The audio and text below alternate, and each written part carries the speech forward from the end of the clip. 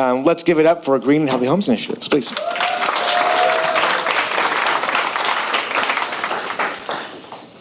I have so many microphones up here, and aren't we all glad that we're not the white BMW or the other car, right? I mean, good morning, everybody. I'm Ruth Norton. I'm the president and CEO of the Green and Healthy Homes Initiative.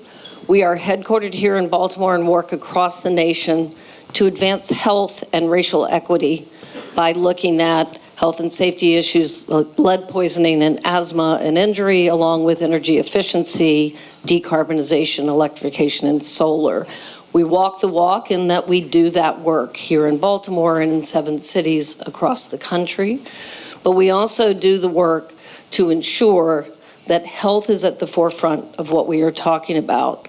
And so we are so delighted to support Cree and Harris and the wonderful summit. I mean, I think this is just amazing, the convening that we're doing, the voices that we're bringing forward, and it is so much in line with our mission to address climate here in Baltimore as a national leader in how we do that work. And I'm really pleased to see my dear friend right in front of me, Mark Conway, who I know is an everyday person that we can count on that, and so many who are working in that sense of the word.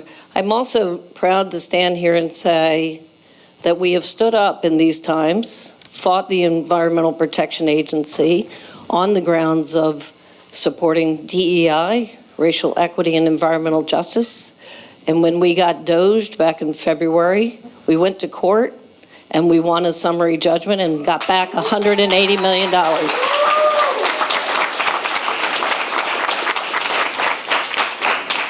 We will continue to fight for the environmental justice principles that have led to a 99% reduction in childhood lead poisoning. And for all of this, give everybody, including our team, but including the esteemed Camille Burke in the back of the room and many others who've worked on this, and we thank everybody who does that. We think about these issues as intertwined. You can't electrify a house that's full of mold, mildew, and moisture. You can't weatherize a house that has lead. And we want safe, healthy, and dignified housing that is affordable for all.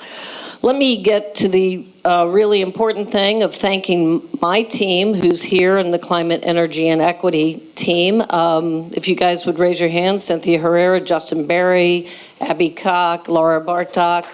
To introduce our next speaker, our Secretary of Planning for the state of Maryland, Rebecca Flora, who is advancing my friend, Governor Moore's agenda to leave no one behind. Do please welcome Rebecca Flora. Thank you. Hi, everybody. It is so great to be here. Someone's tracking down the clicker for me, but while I do that. First of all, I just want to thank all of you. Thank you. There we go. Very good. I want to thank all of you for being here. I've been doing this for over 40 years. I mean, the Rio Summit back, way back when, community development and neighborhoods in Pittsburgh, Community Reinvestment Act, we've been at this a long time. And I am so thrilled to see so many young people here because we got to keep passing the baton for what this is all about. I am so more to be part of his cabinet. But interestingly, what is the Maryland Department of Planning? What's that? Why that, right? Well, we're going to pick up where the last panel left off and walk you through why that matters. And just as background, Department of Planning is actually the smallest number of people I have are planners. Everybody is involved with historic preservation through the Maryland Historic Trust, through data, which is critical to what we're doing also. And yes, we do planning. So what I want to walk you through is why the built environment matters and why the decisions we make around those types of policy decisions and how we grow and build our communities actually are fundamental to how we really think about climate and how that all affects and a new direction that we're going in with the state in terms of policy that actually that's what we need to do because these are systems in a variety of ways, and how do we connect those systems? So I started out growing up in the Adirondack Mountains, actually not Pittsburgh, and, you know, loving the woods and the forests. Actually, is my presentation up yet? I'm kind of burning time here, if we can get that up.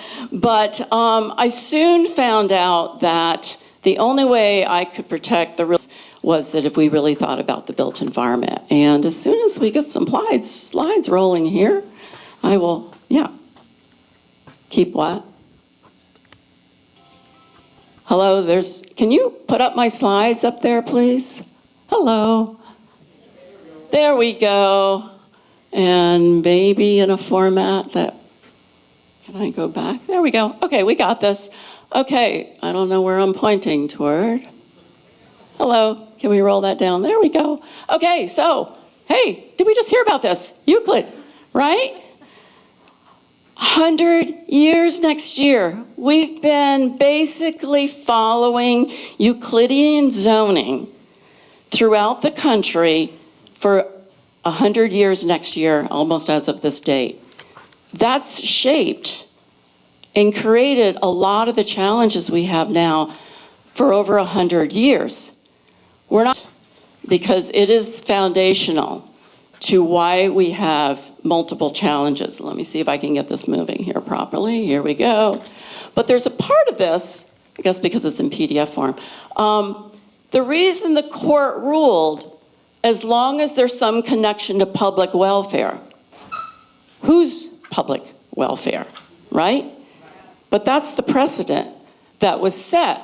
But when we look at the impacts that are created by separation of land uses, not only did we create exclusionary zoning as a result, most of the strongest communities that follow this model are also the most exclusionary, and there's been research to back that up. We've also created dependency on single occupancy vehicles, because guess what? When you can't walk down the street to go to the grocery store like we did before 100 years ago, you got to get in a car. And guess what? Not everybody can afford a car. So then we have even more issues that are being created. And I hope most of you probably know some of this. But let's connect the dots, if you don't. That this is a lot of what's happened. Discriminatory lending practices, that was mentioned, the butterfly effect, absolutely. Baltimore was the first place where this started to occur. Disinvestment. What did we do in Maryland? One of the things we did, sorry these are so messed up, we did some good stuff. We basically were one of the national leaders in smart growth policy. Now, smart growth policy was great, and it did move us in the right direction of trying to slow down suburban sprawl. And Maryland's been very successful in that. We've preserved a lot of our precious natural resources, and we've done a fairly good job. The data's there. We've met the 30 by 30 goals and exceeded them, and we're on a good track. We have also had our investment. Okay, here we go. Try to get this moving. Most of our investment in terms of priority funding areas has been good, because that's what we can do as government. We can direct policy, we can direct where we have investment. And we've done a fairly good job in that in Maryland. And you can look at that. We've got the data to back it up, but it's been the primary.